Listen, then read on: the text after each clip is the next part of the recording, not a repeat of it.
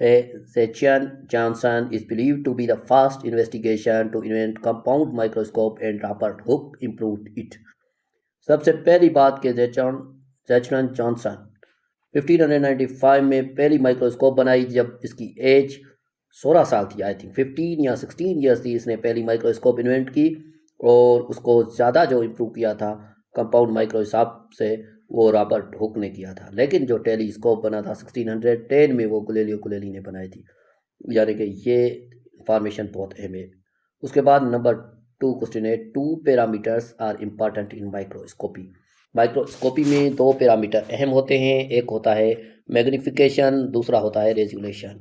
ये आपने पढ़ा होगा माइक्रोस्कोप में। माइक्रोस्कोप का ही ये पहलू है। और एक होती है माइक्रोस्कोपी और दूसरी होती है मैग्नीफिकेशन। और उसके बाद रेजोल्यूशन, मैग्नीफिकेशन और रेजोल्यूशन होती है। रेजोल्यूशन जो होती है इसको फिर चेंज किया गया था और उसके जो लेंस वगैरह थे उनको भी तब्दीली की गई थी। नंबर 3 क्वेश्चन है, another microscope is electron microscope. This microscope higher resolution, it can be used explain sub cellular structure.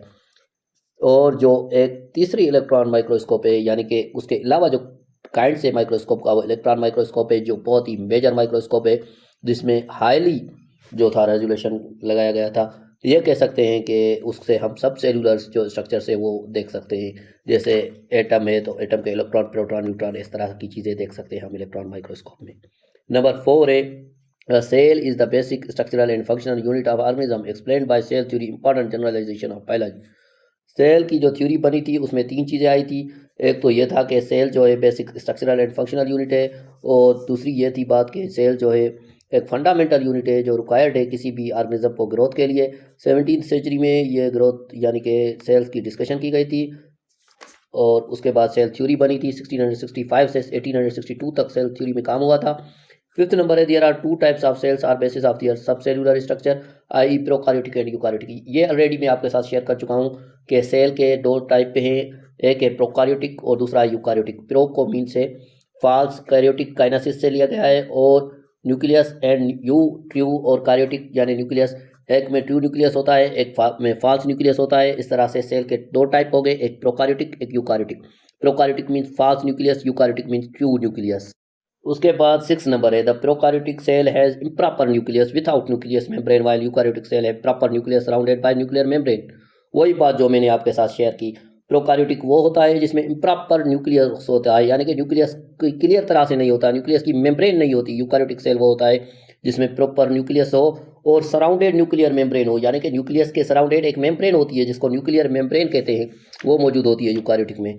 और 7 नंबर है, cell wall is a tough rigid non living permeable outer protect layer of some cells. जो cell wall है वो एक बाहर वाली सख्त और नॉन लिविंग तहफ़्फ़ुज़ देने वाली लेयर होती है। सेल वाल प्लांट्स की डिफरेंट होती है, सेल्यूलोज की बनी हुई होती है, एनिमल्स की डिफरेंट होती है, और हर चीज़ की डिफरेंट होती है। उसके बाद 8 नंबर है, cell membrane is the outer most living differently permeable boundary of all cells. Cell membrane जो होता है ये आउटर मेम्ब्रेन है, outer most living differently permeable boundary है ऑल सेल्स की। यानी कि सेल मेम्ब्रेन जो है बाहर वाली बाउंड्री होती है सेल की, क्योंकि इसको प्लाज्मा मेम्ब्रेन भी कहते हैं। दूसरा इसका नेम है प्लाज्मा मेम्ब्रेन, और ये फिजिकली सेल्स की स्ट्रक्चर को सेपरेट करती है। मैं कोशिश कर रहा हूँ कि आपको इजाफी मालूमात भी देता जाऊँ। SJ 9th number, SJ Singer and JL Nicolson propose fluid mosaic model to explain the structure of cell membrane. Cell membrane की स्ट्रक्चर को समझने के लिए SJ सिंगर और JL निकोलसन ने 1972 में एक मॉडल तैयार किया, जिसके हिसाब से उन्होंने समझाने की कोशिश की कि सेल वॉल क्या है। उसका एक तरीक़ेकार, एक प्रोजेक्ट तैयार किया गया जो पेश किया गया था, मॉडल पेश किया गया था। उसके बाद 10 नंबर है, movement across cell membrane then place through osmosis diffusion active transport facilitate diffusion. Movement होती हो सेल मेम्ब्रेन के through, osmosis diffusion active facilitate diffusion के थ्रू होती है। और ये एक केमिस्ट्री से रिलेटेड टॉपिक है, ऑस्मोसिस डिफ्यूजन, और इनको आपको पढ़ना चाहिए। और इनके कुछ प्रैक्टिकल लिखे गए हैं, facilitate diffusion, active transport, passive transport. उसके बाद 11 नंबर है, the structure present in cell card cell organelle. जो सेल के अंदर स्ट्रक्चर मौजूद हो उन्हें सेल ऑर्गेनेल कहते हैं। जिस तरह माइटोकॉन्ड्रिया सेल ऑर्गेनेल है, सिंगुलर है, इसका माइटोकॉन्ड्रियन हो जाएगा। और माइटोकॉन्ड्रिया जो है मेम्ब्रेन बाउंड ऑर्गेनेल है। और माइटोकॉन्ड्रिया को सिंथेसिस ऑफ एटीपी भी कहा जाता है, एनर्जी हाउस भी कहा जाता है। उसके बाद गोल्जी बॉडी है, गोल्जी बॉडी को हम जो है गोल्जी अपराटस भी कहते हैं, और ये गोल्जी ने ही डिस्कवर किया था, इटालियन फिजिशियन था कैमिलो गोल्जी, उसने डिस्कवर किया था। एंडोप्लाज्मिक रेटिकुलम दो तरह के होते हैं, smooth endoplasmic reticulum and rough endoplasmic reticulum. Ribosome, lysosomes, vacuole, centriole, plastids और न्यूक्लियस होते हैं। न्यूक्लियस मेजर पार्ट होता है। Cells are variable like bacterial cell of smallest size and egg cells is largest size.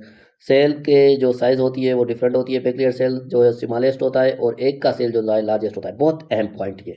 उसके बाद है 13, waste production and demand nutrients are directly proportional to cell volume. उसके बाद चलते हैं हम 14 नंबर की तरफ। इसमें कुछ अहम पॉइंट थी, जैसे कि स्मॉलेस्ट सेल बैक्टीरिया का है जिसका नाम है माइजोप्लाज्मा, वो लार्जेस्ट एग का है और इनकी कुछ साइज़ वगैरह बताई गई हैं, ये भी बहुत अहम है। इनको भी आपको ज़रूर एक नज़र देखना होगा। मैं कोशिश करूँगा एक सेपरेट क्लास आपके लिए सेल की बनाऊँ इंशाअल्लाह अज़्ज़ व जल। उसके बाद 14 नंबर है, tissue are the group of similar cells may be on the basis of structure.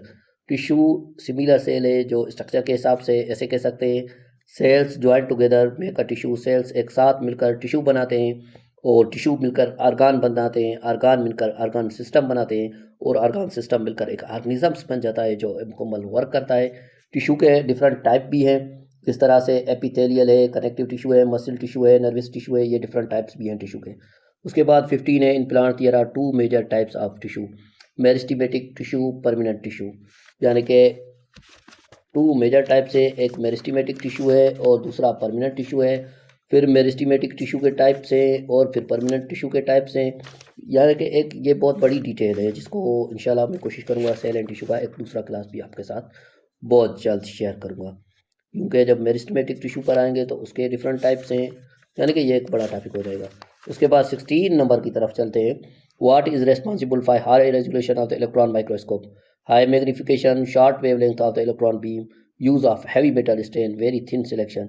जो रेस्पॉन्सिबल है हाई रेजोल्यूशन को इलेक्ट्रॉन माइक्रोस्कोप के लिए, वो short wavelength of electron beam, जो शॉर्ट वेवलेंथ होती है इलेक्ट्रॉन बीम की, वो इसके लिए रिस्पॉन्सिबल है।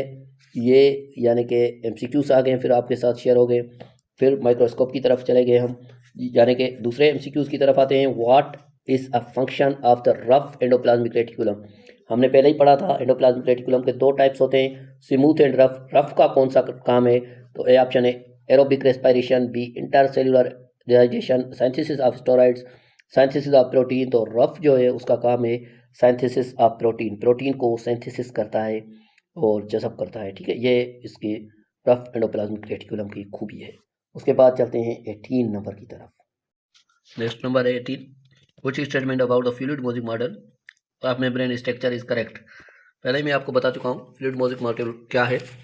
The less unsaturated the fatty acid the more fluid nature, the more unsaturated the fatty acid the more fluid nature, higher the temperature less fluid nature, the lower the temperature more fluid nature.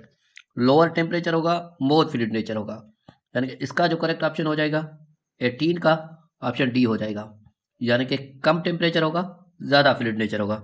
उसके बाद 19 number है, which process allow movement in and out of cell. कौन सा process अलो करता है movement को cell में out करने में या इन करने में। Osmosis, diffusion, active transport. 1 only, 1 and 2 only, 2 and 3 only, 1 to 3। यानी पर यहाँ पर देखिए एक स्टेटमेंट दी गई है और नीचे ऑप्शन दिए गए हैं और फिर पूछ रहा है आपसे कि कौन सा ऑप्शन हो सकता है। तो इस तरह के क्वेश्चन बहुत ज़्यादा कंफ्यूज करते हैं बच्चे को। तो इसका जो करेक्ट ऑप्शन हो जाएगा ऑप्शन ए हो जाएगा, 1 ऑनली, यानी कि ऑस्मोसिस जो है वही प्रोसेस है जिससे सेल में मूवमेंट इन एंड आउट हो सकती है ऑस्मोसिस के प्रोसेस के थ्रू। उसके बाद 20 नंबर है हमारे पास कि all are postulates of cell theory except. सारे जो है सेल थ्योरी के टर्म से कौन सा टर्म नहीं है। New cell is derived from pre exciting cell. एक सेल जो है दूसरे सेल से पैदा होता है, हमने पढ़ा है एक सेल से 2, 2 से 4, 4 से 8, 8 से 7, 8 से 16 इस तरह से होते हैं। Cell does not contain the heredity material. All living organisms are made up of 1 or more cells. बिल्कुल, जो सारे जानदार हैं वो एक या ज़्यादा सेल से बने हुए होते हैं। Cell is the fundamental unit of life. Cell जो है बुनियादी यूनिट है लाइफ का, ये भी करेक्ट है। यहाँ पर आप देखिए cell does not contain the heredity material, ये रॉन्ग है। ऑप्शन बी जो है करेक्ट हो जाएगा, क्योंकि सेल्स में हेरिडिटी मटेरियल कंटेन होता है। उसके बाद 21 है secondary wall is made up of. Secondary wall किस चीज़ की बनी होती है? Pectin and cellulose, cellulose and protein, cellulose and lignin, lignin and pectin. इसका करेक्ट ऑप्शन हो जाएगा सी, जो सेल वॉल बनी हुई होती है वो लिग्निन एंड सेल्यूलोस की बनी हुई होती है। उसके बाद 21 नंबर पर आते हैं हम। 22 नंबर है हमारे पास। सिलेक्ट द ओड वन, जो दूसरों से डिफरेंट हो उसे सेपरेट कर दे। Active transport, diffusion, facilitated diffusion, osmosis. यहाँ पर जो डिफरेंट है सबसे वो फैसिलिटेड डिफ्यूजन से, तो ऑप्शन सी जो है करेक्ट हो जाएगा। उसके बाद 23 पर आते हैं। उसके बाद 23 नंबर है test the correct pathway of protein produce from protein factories. Protein किस तरह से बनाई जाती है प्रोटीन फैक्ट्रीज से, इसका जो करेक्ट पाथ है वो बताएं। RER यानी रफ एंडोप्लाज्मिक रेटिकुलम, दूसरा है राइबोसोम्स, और उसके बाद गोल्जी बॉडी और लाइजोसोम्स। यहाँ पर दूसरे ऑप्शन भी दिए गए हैं, लेकिन आप करेक्ट पाथ देखेंगे तो पहले रफ एंडोप्लाज्मिक रेटिकुलम है जो कवर्ड करता है राइबोसोम को, और जो चीज़ होती है वो कवर्ड करके giving the endoplasmic reticulum is rough appearance. Ribosomes जो है ये मौजूद होते हैं RE में यानी रफ एंडोप्लाज्मिक रेटिकुलम में। और राइबोसोम्स फिर क्या करते हैं कि राइबोसोम्स जो बकाया प्रोसेस है वो गोल्जी बॉडी तक लेकर जाते हैं, और गोल्जी बॉडी पर एक फ्लैट मेम्ब्रेन बाउंड होते हैं जिसे क्रिस्टनाई कहते हैं, और बकाया जो प्रोसेस होता है वो लाइजोसोम्स के थ्रू होता है। आप भी इस क्वेश्चन को कंफर्म कर सकते हैं ज़्यादा। उसके बाद 24 नंबर है हमारे पास cell organelle. Cell organelle found in animal cell and help intracellular digestion.